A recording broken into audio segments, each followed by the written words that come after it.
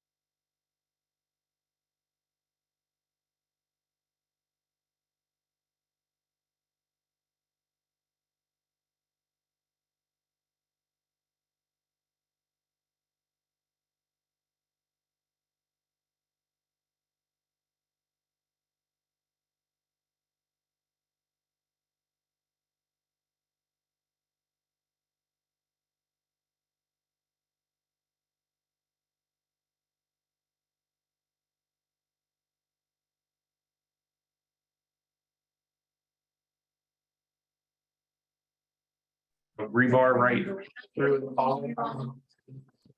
Administrative meeting, we're waiting on one more member to constitute a quorum, so we should get started here in the next 5 to 10 minutes. Thank you. Brought the story up and he's telling us.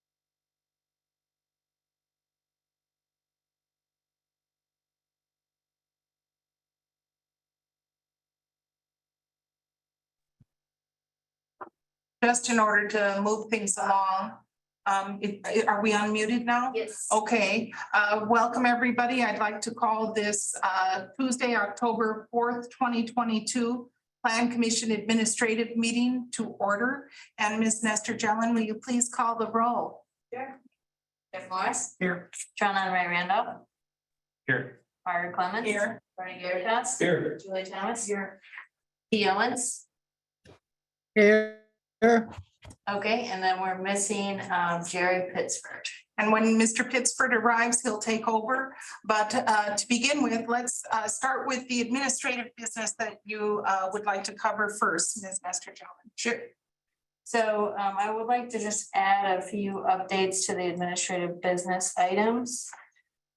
So first off, last meeting, we were asked about the Purdue position. So I asked the current staff member in the Purdue office. She said, unfortunately, the job is still open and that they confirmed there's no update on filling the position at this time. Then I wanted to let everyone know about the PDO update. So we have submitted extensive edits to the consultants for module 2 that combined all of the conversations we had at the administrative meetings, ORC. And we put all those comments into module 2 and sent those to the consultants at the end of August to keep us on the timeline. And they state that they could return those edits as soon as November. Right, so the question for the plan commission in terms of public engagement, we have done a public engagement event for module 2. So I kind of thought out maybe 3 options to think through so that we could plan before getting that module back. Do we want to let people know where the draft is online and have them comment online? Or do you wish to host public meetings regarding the module 2 draft? Or do you want to wait until module 3 is complete and have people look at a holistic draft? So those are kind of the 3 options I thought through. So anybody who has any thoughts on this for for the staff, our director? And just a reminder, this will include the use table, definitions, and we're thinking that will actually include the conditions of permitted or conditional uses as well. But not the zoning map. The zoning map is online, so they can look at that. So it's already there. Yes, so So- we could combine the zoning map and Yeah. use table at this point, which is probably. That might be worth doing. And I would actually prefer it if we could do a joint meeting with the board of commissioners. Okay. If everybody's okay with doing a public meeting. I think that's a great idea. Yeah, what was module 3 again? So module 3 is going to include this point, the remaining, let's see, because we already got started on the definitions, that was supposed to be module 3. Let me just double check. There's design and Yeah, I think it's landscaping, parking, yeah, I think signs. I understand what you're saying, Yeah. that maybe the use table and the zoning map together, are the meat and potatoes that the public is maybe gonna wanna see and talk about. I'm good for public, for the meetings. Okay, yeah, so maybe a joint meeting. yeah, just send the, Okay. I just got a question and I would like to know planning's preference. I know you asked us the question, but do you have I guess a vision or an idea of how to roll this out? Yeah, so I think that because this is such a big module and people will likely have comments, that earlier we can get that feedback amidst working on module 3, we'll actually keep moving a little bit faster because behind the scenes, we can have consultants working on some of those changes. And also it may give us some ideas for some things in module 3. Yeah. So I'm happy with a meeting. And people have been asking, so I just feel yeah. it's more genuine to include it in a meeting. So joint meeting possibly with the county commissioners. Maybe slated for, I know people sometimes don't like when we have November, December public meetings, but that's when our agendas are really late. Yeah. So is it feasible to do that, or do you want to see about the new year?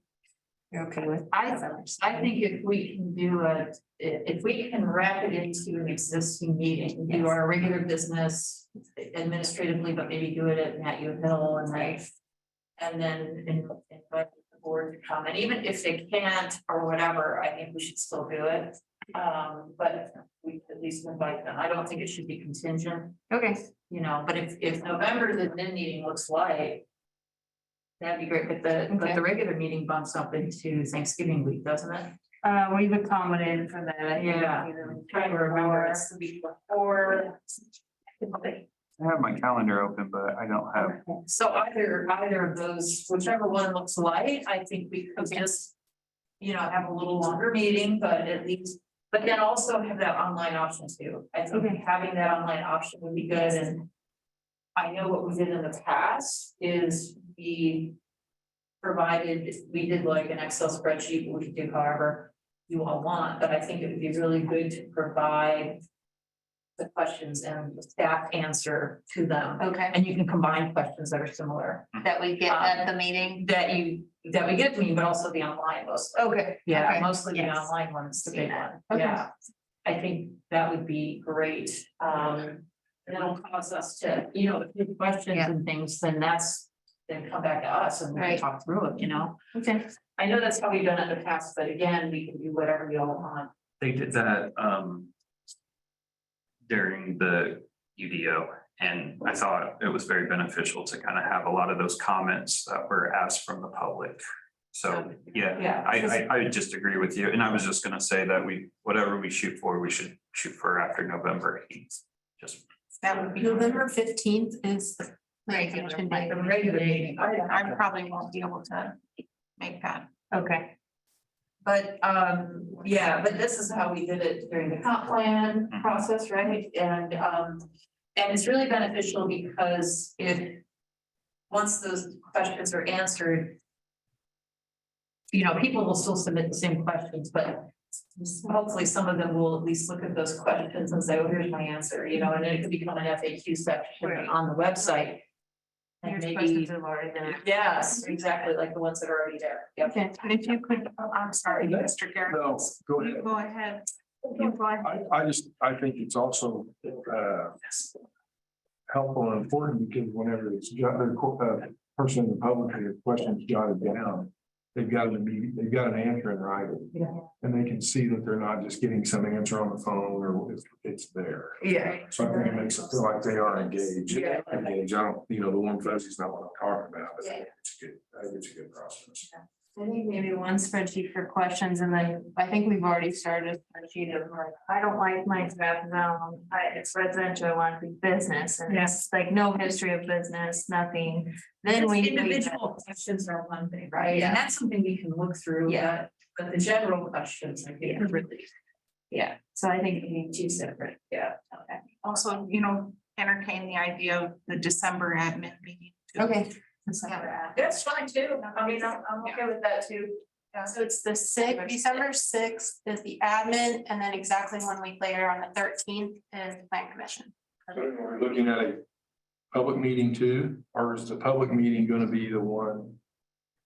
Well, I'm saying if we have a light agenda and like, well, if Mark's gonna be gone, we have a light agenda in December, we could just now fit it after the election. If we have a light agenda for the admin side, we could just have the admin one until do, and then make it do our regular business, but then really focus on the hearing from the public I think we would conflict with the county council to have the Nat U Hill around, on the sixth. yes. But we would have it on the 13th. At the regular. Well, maybe that's the date issue for that. we're talking about So just- December, right? Yes. Yeah, so take a look at the agendas and see what works for y'all, and then just let Angie know and I'll let my colleagues know tomorrow when I see. Yeah, I just think it's good to have folks there and. Thank you for updating us on that, and keeping it moving along. Yeah, and then I just have two other additional admin items. So one is we're working on the draft 2023 meeting calendar. I know that the holiday calendar is not out yet. But we're already, as of tomorrow, gonna get into January. Kind of crazy. Yeah, we're actually gonna be talking about the holiday calendar and admin. Tomorrow, I think, so I think we initially talked about it, because I think it's clear up on it. Okay. So, pretty critical. I think the question right now is the election. Everybody's not gonna have a Tuesday, so that matters, and we're actually leaning toward not making the holidays. Okay. So I will, if that would be better, I can put a plug in for that too. Okay. Talk to it. Because I think it'd be easier for you all if we don't have two Tuesday holidays, May and November, but Yeah. and then we get one holidays as well. Right, yeah, can I get a draft of that from Angie, you think, or do you guys like to just wait till it's adopted? Let's tune into the meeting. Yeah, it's a during admin meeting, so that's in the office, so let me send it to you now. Okay, Yeah, I'll make a note. okay.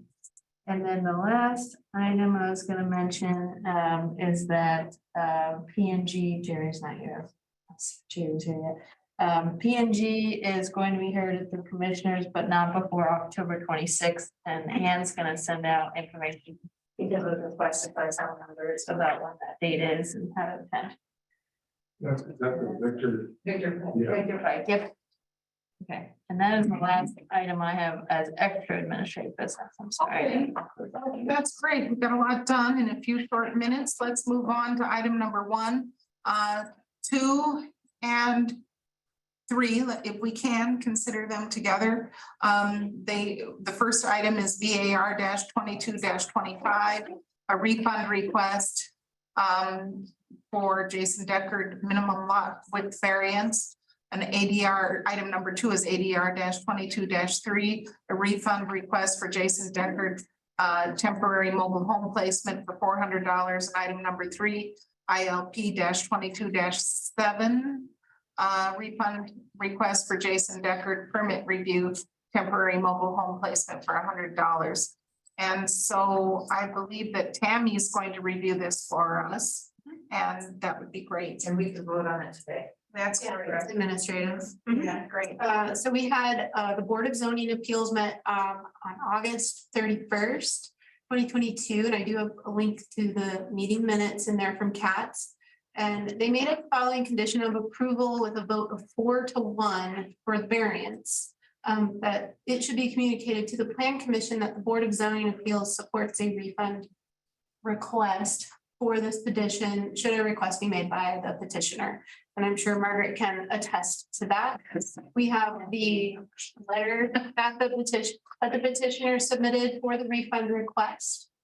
Staff would like to provide some input that in order to review just the variance for minimum lot width, we probably put in about an hour of time discussing that one. Once we researched it and we realized that that step had been missed in the initial variance package that they had applied for in 2013. Staff thought it made sense to do a refund of $150, not the full amount, but comparable to had they had to have gotten a minimum lot width in 2013. I retroactively looked at those fee schedules. They would have still had to have paid $50 for an additional variance. So staff is recommending a $150 refund on that. They submitted a letter also for the administrative review for the temporary mobile home placement. Staff would like to say that estimated hours, and this could be light, especially if you encompass all of the staff that were involved with these discussions, including commissioners. We probably put 4 hours in at least. And then, so staff does not support a refund for this one. They basically went without permits for about 7 years at this property. And, you know, it took us a long time as staff to review something that doesn't get used very often in the ordinance, to review the past history of the site and to really like come up with the picture. And then finally, there was a permit submitted and the fee for that permit is $100. They are asking for a refund for the permit. Staff probably spent an additional 5 hours kind of studying that case history of this temporary mobile home placement and you know how they were not permitted for 7 years. And I'm glad we finally came to a consensus of how to deal with this site and to allow them to have primary residence and temporary mobile home placement. So to allow these 2 residences on the same lot. And they will have to come back annually for this year after year, but because there was such a lot of staff time put into this initial review and an initial documentation, we really are only supporting a partial refund of $150 for this. I'll make a motion that we refund $150 on these requests total. Second. No discussion. No discussion. Either if you want to withdraw the second and have a discussion first, or well, before you vote, you can comment. After a motion. Okay. Okay. Well, I know that staff put in a lot of time here, but to me, with no disrespect to staff, you know, in our community, we have people of varying levels of economic stability. And the owners of this property indicated that they were economically unstable.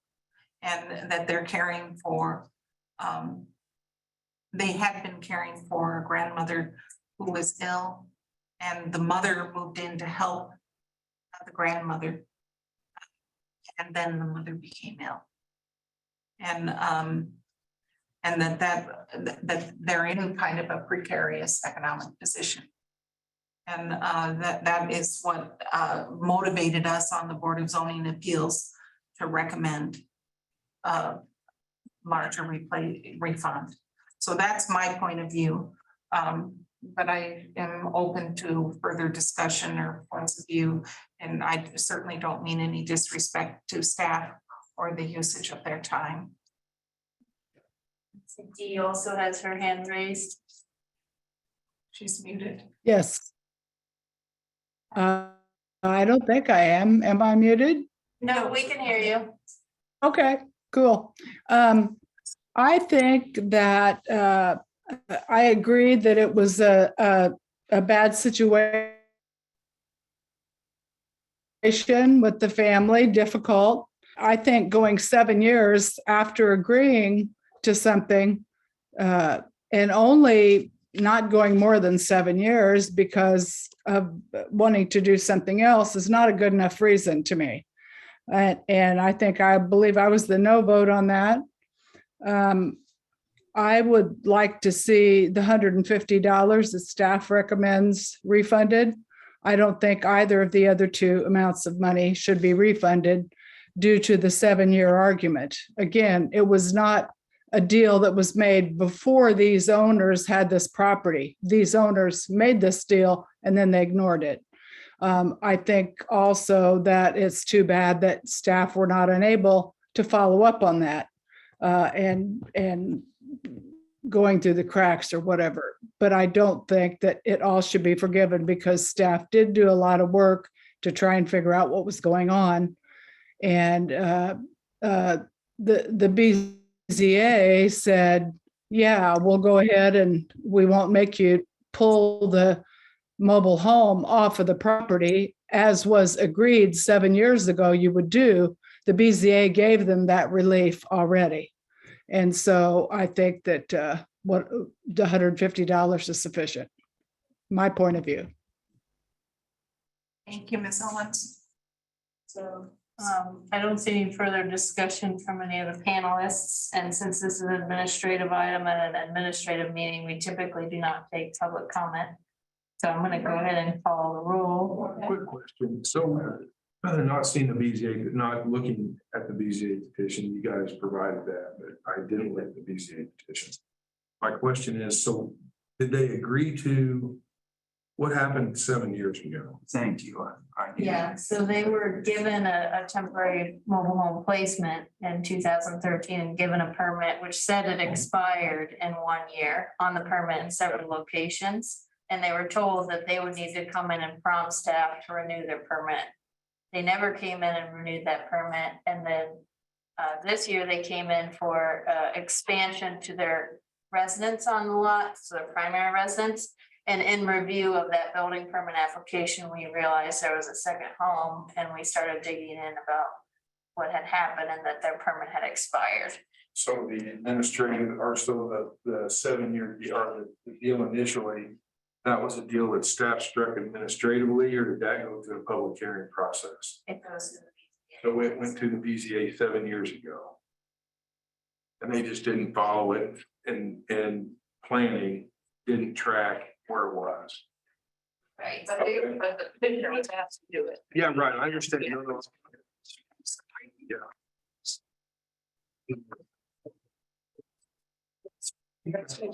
Yeah, go ahead, Dave. Yeah, just for your information, chapter 277, section 17 of the Monroe County Code does not allow for fee waivers. To the extent this would constitute a waiver, it's not allowed. I think in the past, when we charge fees, that can be related to the work we put into it. In the past, when we discovered that if a permit was not required quickly, then we refund the money because we haven't done any work. But where you've done a work, generally, I think the ordinance would say you have to. Well, then I'm gonna withdraw my motion. You're not gonna pay them anything. Can't legally do it. Is it a refund the same as a waiver? Well, this is entitled fee waiver or reduction. It says fees imposed by this code or by a county ordinance resolution or rule may not be waived unless waiver is expressly required by an interlocal agreement. The building permit fee reduction policy adopted on May 19, 2000 is hereby repealed. So is a refund a waiver? I would say if you haven't done any work, a refund is not a waiver because there was no basis for the permit. If work has been done, then changing the amount seems to me would be waiving at least a portion of it. So it's not necessarily the hours of work proportionate to the fee, it's just that any work was done and that a fee is resembling that work. Yeah, I think if you put in, you're gonna put in some work to say, wait a minute, this is not necessary. So if it's a de minimis amount of work you put in, I think it's fine to return the money.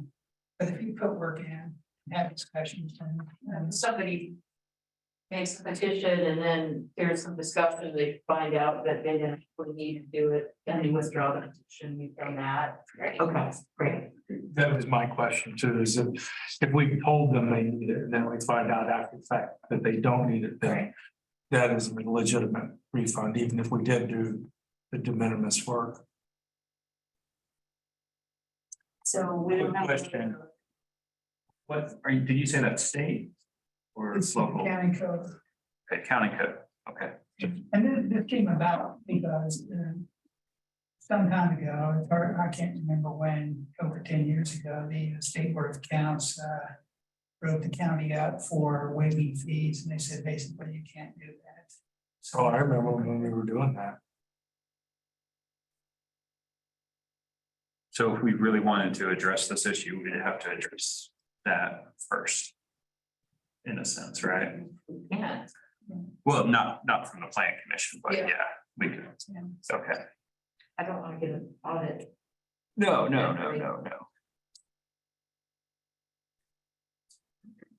I see Mr. Decker is on the call, but with this is an administrative meeting and we don't take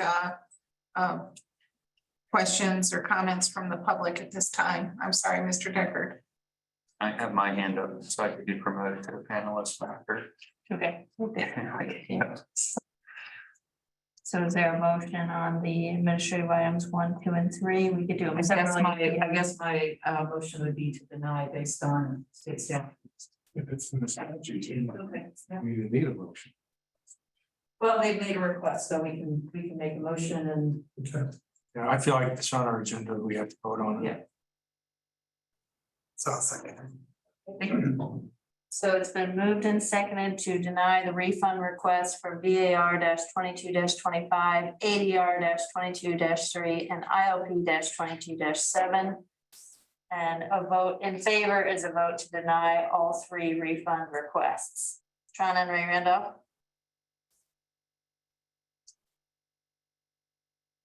I'm gonna vote yes, but it'd be nice if we had somewhere in there a preference of kind of what Dave just outlined. it's like based on state statute, it's in the motion. It is a motion, okay. Based cool. on state statute. I didn't hear that That's part. county code. County Well, code, sorry. Probably, that county code is based on regulation. There you go. Thank you. Thank you. Yes. Okay. Art Clements? Force my hand. Gary Pittsburgh? Yes. Okay. Bernie Garitas? No. Julie Thomas? Yes. Okay. Jeff Morris? Yes. Okay. Dee Owens? Yes. Okay. All right, motion I'll have enough. passes 5-2. We have, Tom, you voted yes, Jerry voted yes, Julie. I'll do it back now. Dee. Okay, so yes, we'll move on to the next item on the agenda. Mr. Pittsford, do you want to take over the meeting now that you've arrived? Sure, and my apologies for being late. Item number 4. I have been all the way to Mount Juliet, Tennessee and back today. Wow. So, yeah. All right, we have a fee schedule discussion, and this is per our last meeting, our last administrative meeting. We did ask for a minimum amount of time study, or at least some consideration of time spent on various common applications. So Jackie, I'm assuming that you're going to take this. Yeah. So I did not do a whole lot of work on this. I'm pulling together what we have done in the past. And I want to ask the Plan Commission a few questions before we go into in-depth detail on changing all of these numbers and making some edits to this information. So I included in here the fee schedule that's existing. Just a little bit of history. We've changed the fee schedules in 2006, 2011, 2015, and 2018. Changes in 2015 and 2018 were mostly to update for state statute purposes. I think the wireless communication facilities came to fruition that we needed to only charge a certain amount. So really, when we look back all the way to 2011, our fees have been pretty similar. I was able to see that prior Assistant Director Jason Aiken had done a lot of work in the fee schedule arena. And so we had already done a comparison of different communities across Indiana. This has not been updated, but one of the questions I will have is if we believe that this is a review, or these communities are still relevant, and we want to update each one of these to find comparable information. And then the last sheet, which is the most important, is that we looked at the average number of hours per position and updated the salary per hour with the 2022 salaries.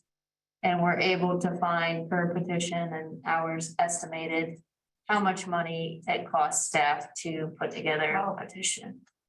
So that was very helpful to find that information, and it's still on review, looks to be relevant for today's purposes. So for instance, the conditional use with the average hours of 10.5 for a planner, updated information, it costs about $439.70.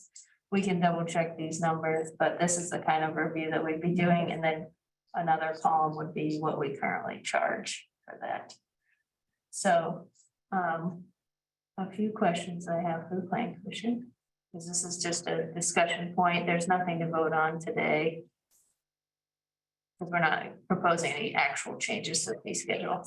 So we want to go over what we believe the purpose and goals are. So we understand that in order to evaluate the amount of time spent on each petition, we calculate per hour with updated wages. We can compare the county's fee schedules with other communities. We can clean up the fee schedule to ensure all fees are still in use, such as WCF overlay is still in there, but it's not necessarily a process. So we can make sure that those are still compliant with our code. We can discuss any edits to existing fee schedule for individual petitions or permits. Questions for the Plan Commission. Do you want us to update exhibits 1 and 2, which is the comparable communities and the hours with the salaries, to make suggestions to the fee schedule? And do you believe that the fees are currently too low or too high, and that we need this change? I'll get the ball rolling. I am very grateful that you looked at the time, because I don't really see this as a competitive, what the market bears kind of situation, because we don't know what they're paying their planning staff.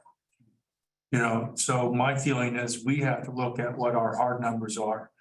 And our hard numbers are our hourly rate and the amount of hours we spend.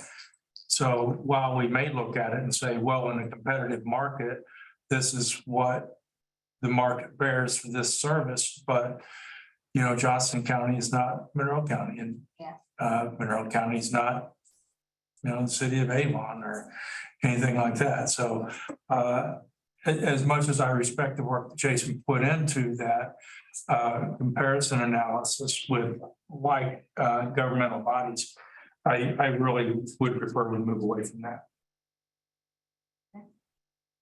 I can see your point, Sherry, because indeed it won't take any fewer hours if everybody charges less than we do. However, I do think it's worthwhile to take a suggested fee schedule once you come up with it based on hours and to run it through a couple of counties. Just if something is 5 times more a year, I'm curious as to why that is. And you know, it's not necessarily because we're trying to be competitive, but it makes me wonder if there's something about our process that maybe is different. But I would like to see the fee schedule reflect a much lower cost for individual homes, higher cost for mass developments and commercial, because those take so much more time. Anyway, and they probably would cost more. But I just want to make sure that if we're leaning toward helping anybody, it should be an individual homeowner or somebody developing one property versus somebody, you know, putting in a mall or whatever. But that would probably come out that way anyway, just using the number of hours it takes to manage those kinds of processes, PUDs or whatever they may be. So I'm sure that'll be reflected. Okay. So I think, and I do think we're probably too low. Given that we have new salaries and it's been, I was here for the last one, so it's been a long time. Yeah. I would just like to ask, you know, maybe they're naive questions, or maybe I should already know this, but how cooperative is the county council in funding our efforts so that, you know, we aren't in the weeds as far as what I consider to be a somewhat of a false economy, you know, where we're charging fees for services rather than the administration of the wholehearted administration of our county. So is the county council funding our department adequate, and how much through the fees are the fees required to fund your duties? Yes, sure. Yeah, and I could actually answer that, having been on the county council. The money that's taken in permitting fees gets reported to the council, but it goes into the general fund. So there really isn't a quid pro quo between how much you get in fees and how much the department's funded. And so, and I think that's a good thing. But I also think there are things that this department does that benefits every county resident, no matter who they are. Yes. They may not know it, but it's benefiting them. And then there are things that we do to help particular developers or businesses or individuals. That's above and beyond, and that's, I think, what the fees are for. So you can answer the question about whether you think there's need for funding. But I just wanted to explain that part of it, so you know, they don't look at those numbers and go, well, we're gonna reduce your budget. Right. They never do that. Okay, that's. Yeah. Well, I'm sorry, I think too, at one point, when we were doing a search for a plan director and the salary was so low, we were not getting worthy applicants. We actually looked at geographic numbers based on the professional societies reporting. And I think that is the best source of information for setting the salaries for planning staff, because those are numbers based on national averages and geographic locations, and even into the specialties of what goes on in a planning office. You know, so you have a director and that sort of stuff. So it's the same way with my wife's professional organization. You know, those numbers are out there. So that's what I feel like the council should be looking at, whether they are or not. I know that at one time we did push them to do that, and it got moved in that direction. So I see the setting the salary of staff as something totally separate from the fees. I just have a couple of points. I think it'd be kind of easy to see how much we are getting from fees and what your operational cost is. I think kind of having some correlation, a percentage is 30%. 30%. Okay, so that's just neat to know.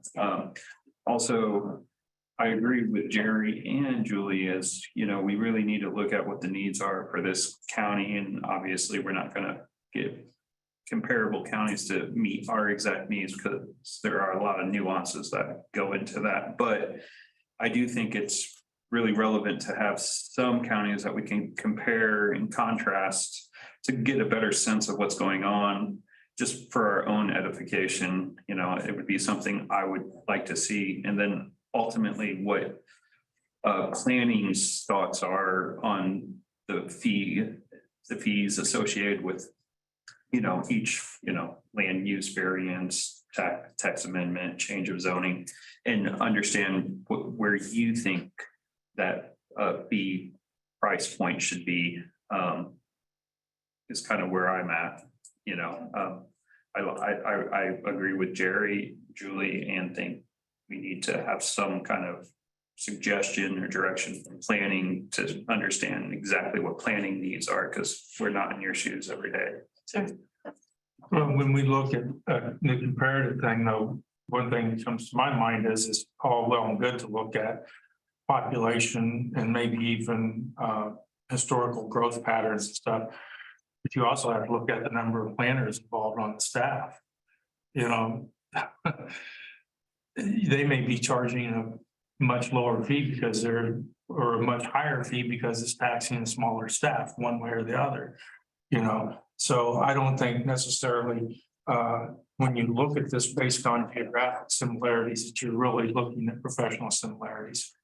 I would like to add, just throw something out there for food for thought, you know, as we try to continue to provide affordable housing in a community that is no longer affordable. And it isn't because of all the taxes that have been engineered in various ways to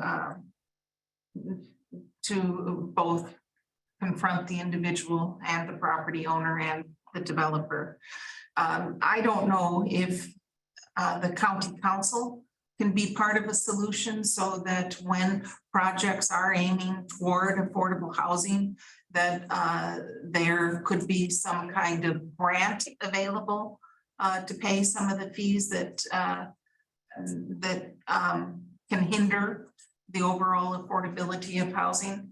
But I think that I just have to say, in terms of allocation of funds, and I'm pretty disappointed in the council, you know, in terms of how they've supported our efforts. And I feel that administratively and personally. And I think that we need to push back on them to ask for additional funding for various things that are important to us as a planning department, building department, surveying department, commissioners department, staff, wages, etc. We need them to be a better partner with us. And so I don't know how we can achieve that, but I'd like us to think outside the box in terms of not squeezing the builder, not squeezing the individual, figure out how we can make the community work for the goals we have. You know, we do have to do some thinking out of the box, because it can't just be all bike lanes and trails. You know, it just can't be that in parks and have a thriving community. Well, unfortunately, I think we've already sent a message that anybody who intends to develop affordable housing on an urban format's not going to work in the county. Well, that's what we have problems with. Yeah, broadly. It isn't affordable. Yes, Bernie. Just a couple comments. One, we're kind of different, I think, in the long term and short term, which is good. I mean, that's kind of what we set the administrative meetings up for, isn't it?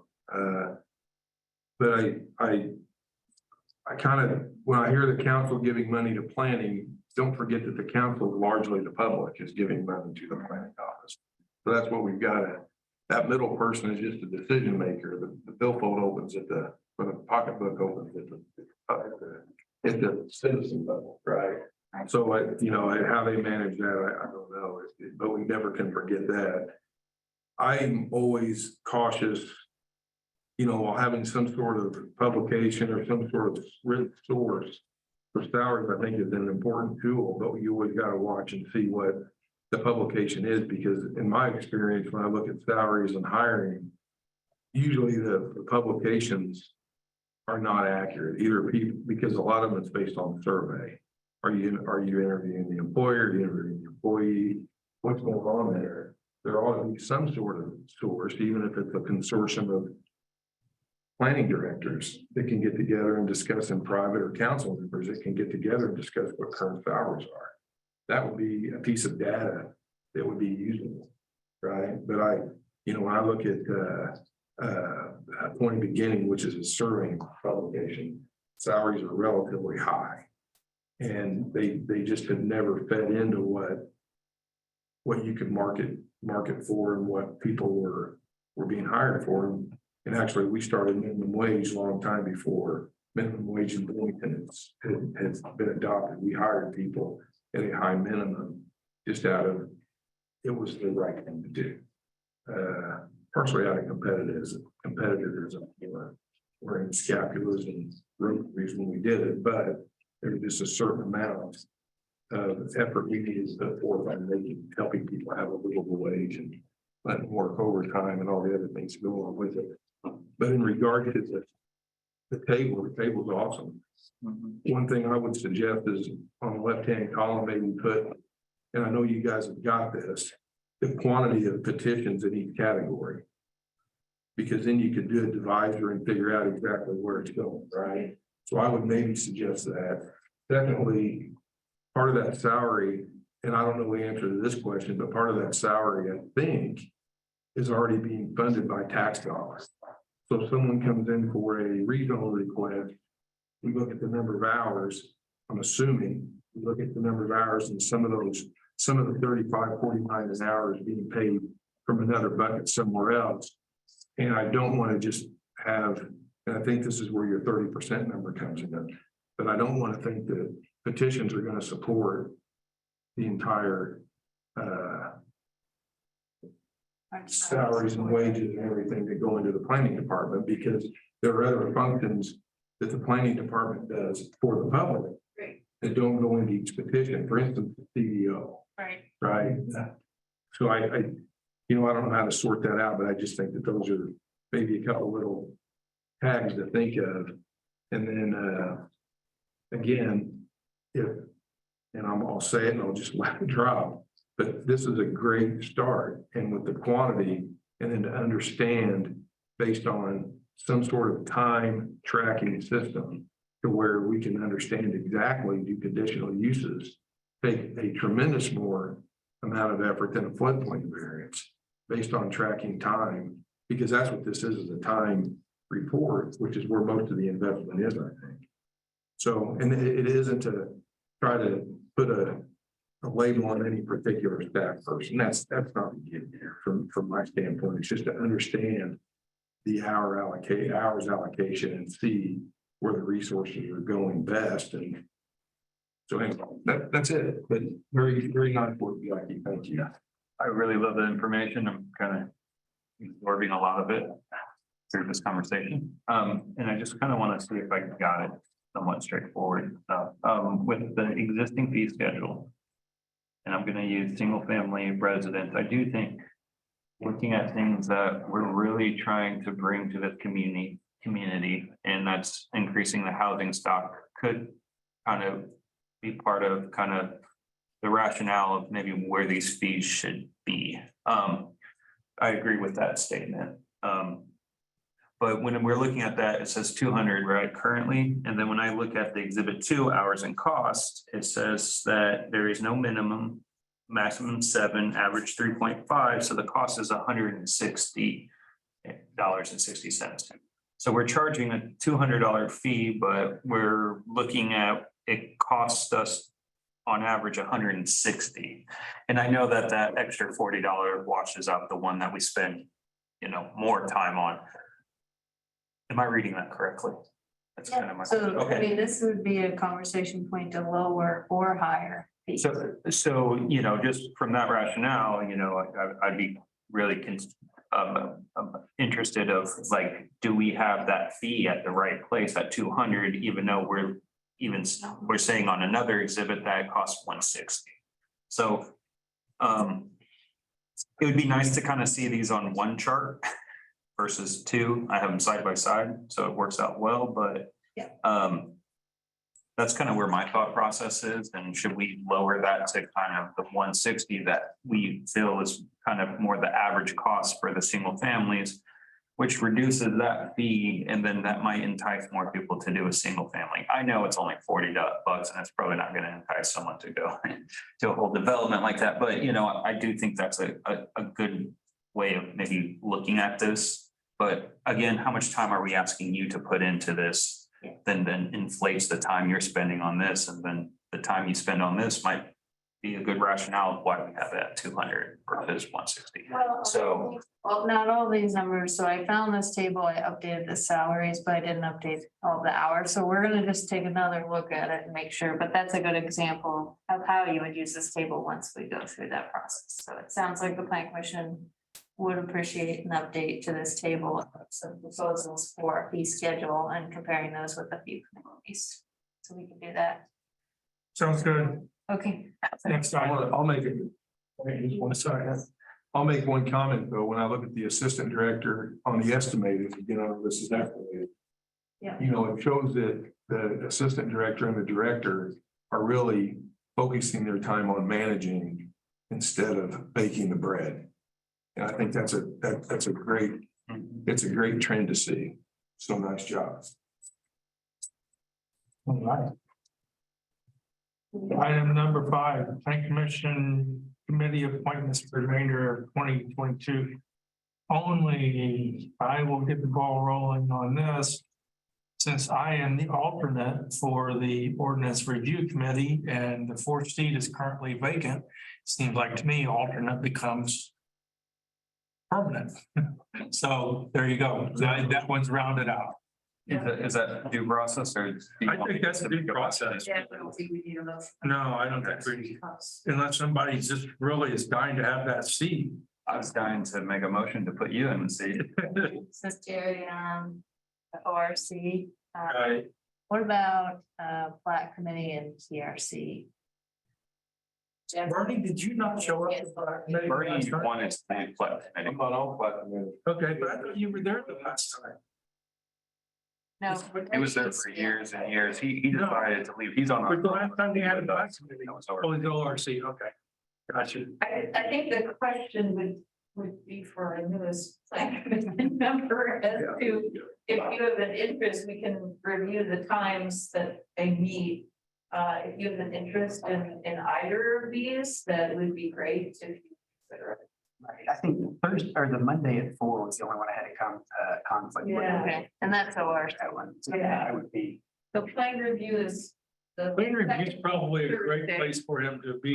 I would recommend both of them. Plan review is more conceptual and plat committee is more technical. It gives you a great feel for kind of both of them. That would be good. The plan committee meets during the day. It's usually, it's short. Yeah, It's really there's generally. some final actions there that are taken, but a lot of it precipitates to the full plan commission. Well, to be totally fair, it's short if Tron shows up on time. I had to jump on my bicycle and rush down here twice now. Thanks for the phone call. He meets the second Thursday at 5:30. And Plat Committee At is- the planning office.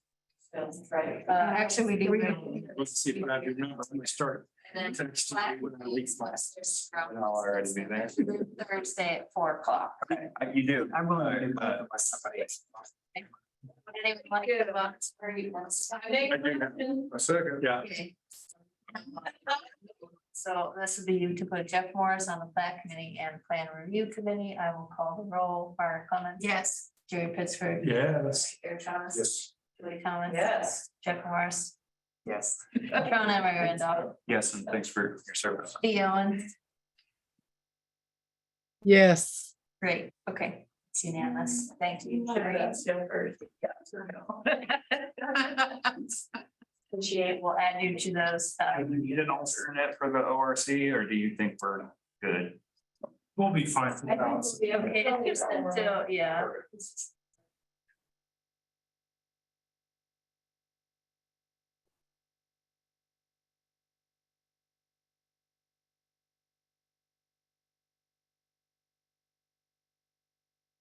Jerry, did you want to lead us on to the next? one? Yeah, I'm sorry, my students distracted. About the cat of all things, okay.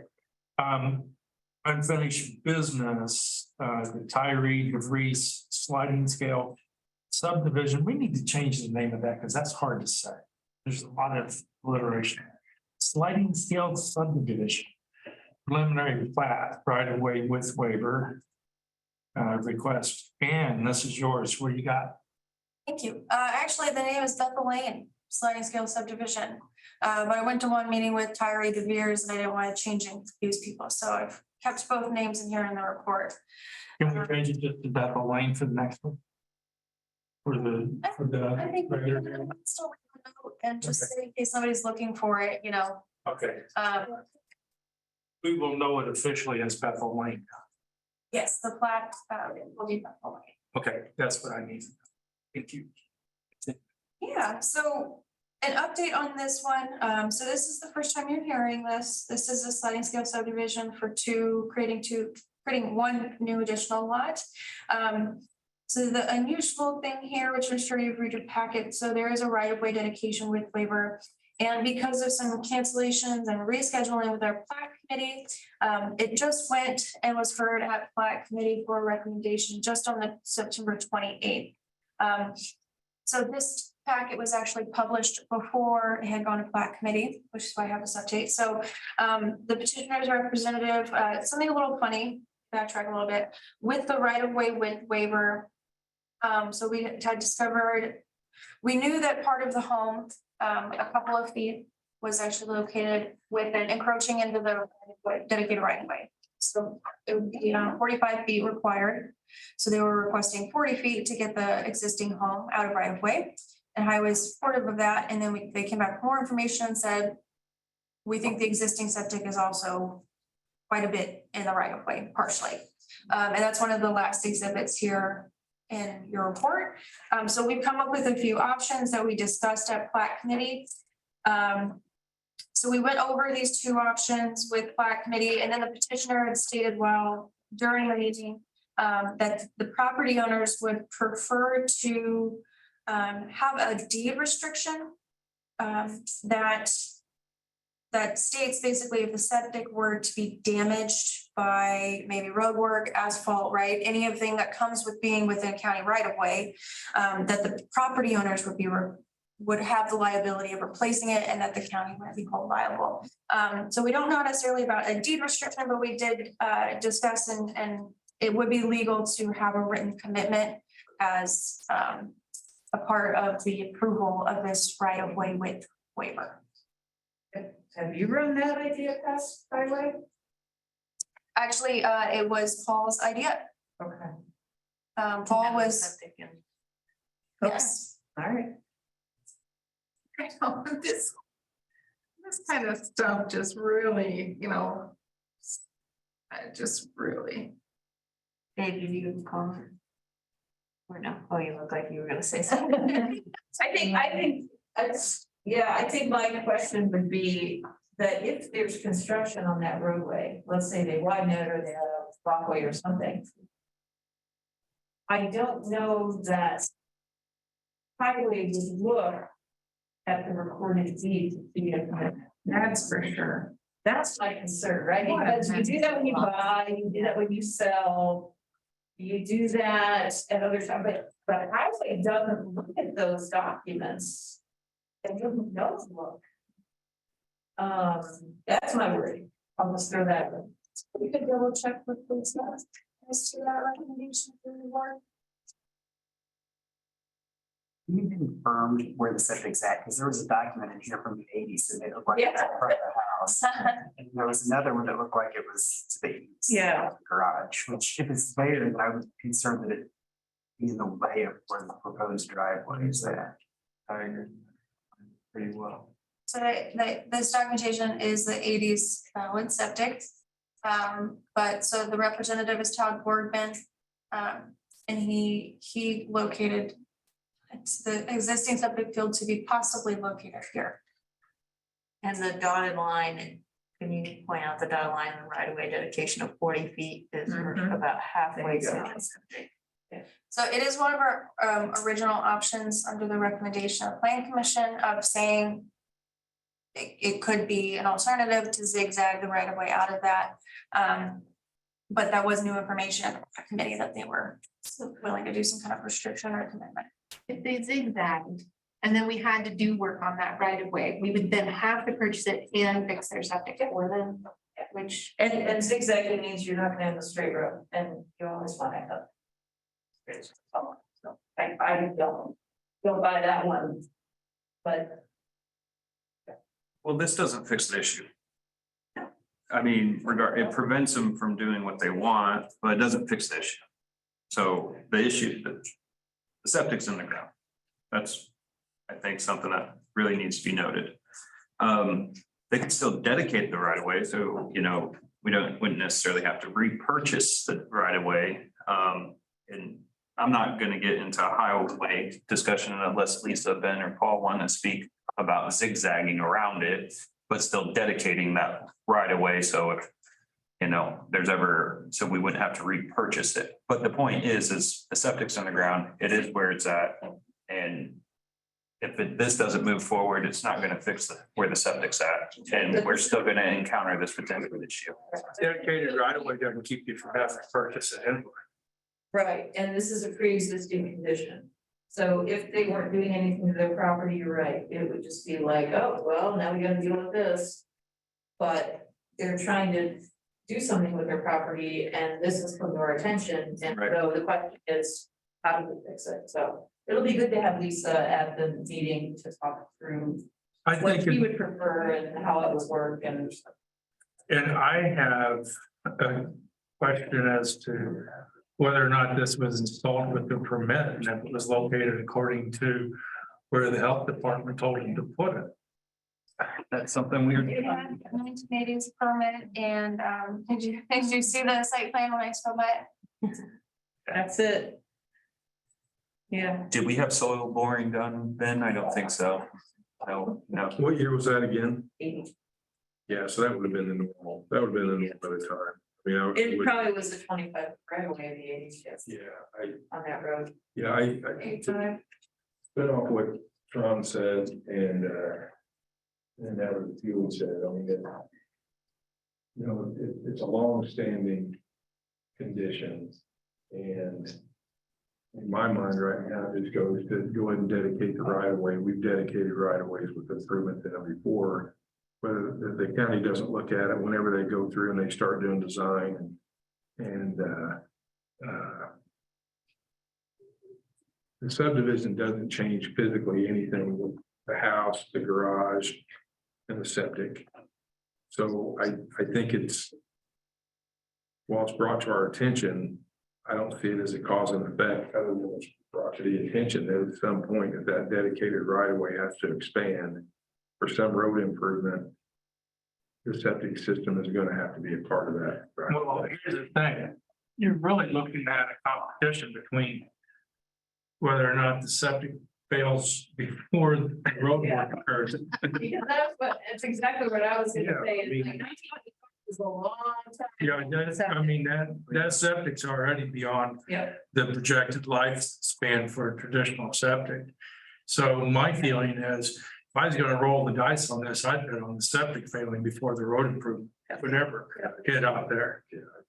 I mean, but if we grant the right of way for septic, then they're just gonna put a new septic in the same place, and that's what we want to avoid. Well, could we restrict that for any new installation? Maybe, It sounds like we need a lot of legal. it'd be nice to have an inspection done.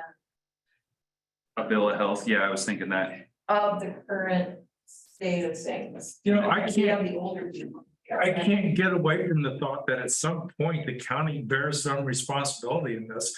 Because the county determines where you put your septic. You don't just go out there and say, But- I think I'm gonna put it here. The county tells you where to put it. And if the county changed their right of way, they moved the right of way into their septic. They didn't put their septic into the county's right of way unless the county told them to.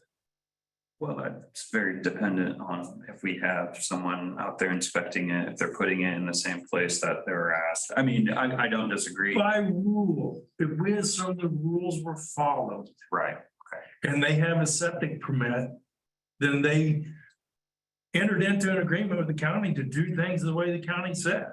So that represents the work that the county approved right there, one way or the other. Unless the permit is a phone. And this is missing something. So just a couple of points, I believe with this, deed restriction, recorded commitment that they had proposed. Part of that would be if it ever had to be, replaced, it would be replaced outside of the right of way, and then, we had originally requested to have a real estate inspection, but communication with the health department stated, that there was no signs of failure, that since the property owners did not see any signs of failure and that they had a permit on file since 1980, that was sufficient. Tammy, Is there a soil test for a secondary location in the future? Or just- Yeah, I believe that the petitioner would be willing to do that. that would be nice to have a proposed new septic area on this, so we know that it fits.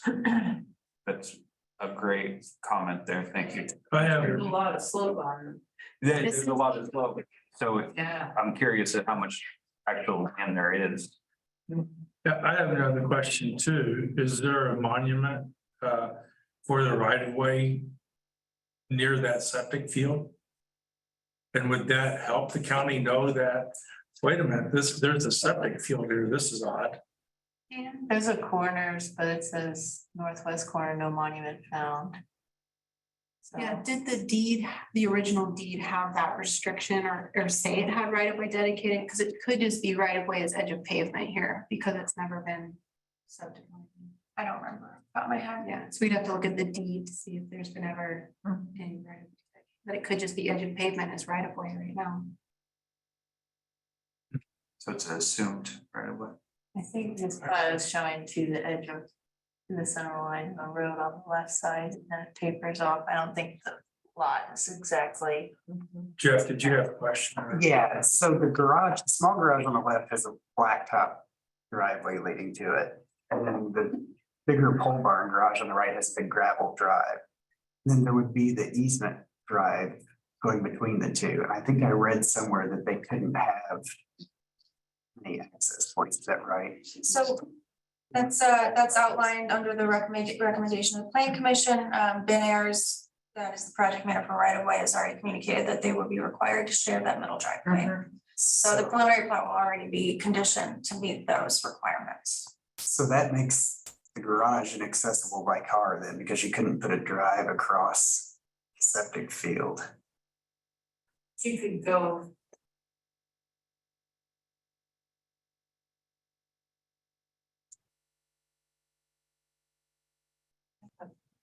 You could go across.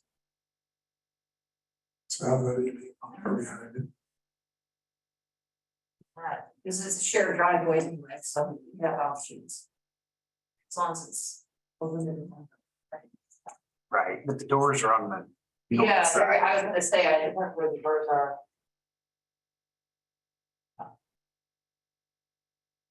Okay. We've got good feedback. There you go. Thank you, everyone. But do you It's have? really a good opportunity to ask these kinds of questions, because yeah, it's a great question. So, Yeah, I wondered that when I drove by it the other day, 'cause there was a car parked straight in off Bethel Lane, right in front of the door. I do know that Ben Ayers had direct communication on site with the property owner. We discussed those, but you'll have to wait to tell with him, I guess. yeah, so make sure that is there, or at least is there with Ben's information. Yeah. See, this is a cliffhanger for the actual Join us in meeting. 2 weeks. Right, to join us again for our last item under unfinished or new business is ZOA 22-5. This is an amendment to the Mineral County zoning ordinance, chapter 803, pre-existing non-conforming uses, waiver of final hearing. Ms. Bierman. Yeah, there's two edits we'd like to make in this one. First one, me being the floodplain administrator for Monroe County, and looking at this with some different set of eyes, kind of rose some alarms to me. In that we were saying that for a non-conforming parcel or structure, so something that maybe is in a setback or not built where it should be, that we were saying that it could be rebuilt after a flood or a tornado or a windstorm. Well, when I think flood, I think maybe that's not always the case. And it's also maybe it would have to meet those standards established by the state and federal government above us, which are listed in chapter 808. So we are providing under here that, however, if the legal pre-existing non-conforming structure is within a special flood hazard area as specified in chapter 808, then compliance with chapter 808 applies. So that way that if we're audited by the state, we're showing that we're complying with the state model ordinance. So that's the first one that we're presenting. And then the second one, see if I can fit it all. I think that's all of it. So this one kind of, this is the only other place where chapter 833 is really referenced. It's the former fringe of City of Bloomington. So we're proposing that a legal pre-existing non-conforming dwelling may be enlarged if the following criteria are met. And we're not just discriminating between it being a chapter 802 or chapter 80 or 833 property. And it needs to meet, septic and sewage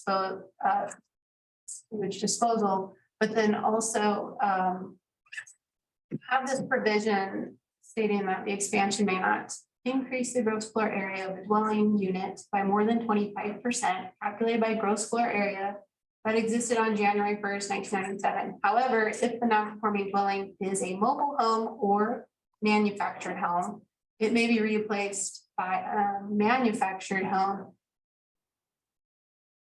Yes, you just state it right. What is the and? Is it supposed to be structure as well? And 3. And then number 3. Oh, you're gotcha. We've always had issues with the language for mobile home in here because mobile homes, we can't technically allow those in the county. It's as new Because they don't meet the HUD certification, they're before 1974.